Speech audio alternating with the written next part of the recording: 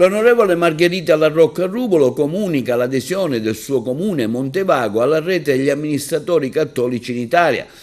L'onorevole afferma come il 14 e 15 febbraio parteciperò a Roma all'Assemblea Costituente della rete degli amministratori locali cattolici in Italia, nata informalmente a luglio a Trieste,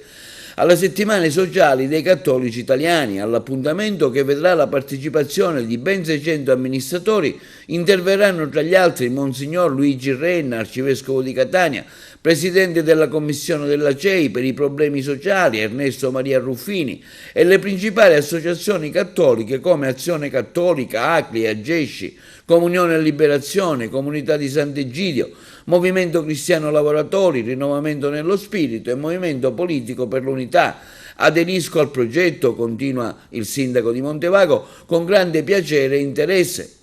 La rete, spiega La Rocca Ruvolo, punta a presentare una mozione con delle proposte da presentare in tutte le regioni italiane e in 100 città su alcuni punti programmatici legati al territorio, al disagio giovanile, alla sostenibilità ambientale, il welfare territoriale, nuove forme di partecipazione, dalle politiche per la famiglia al volontariato.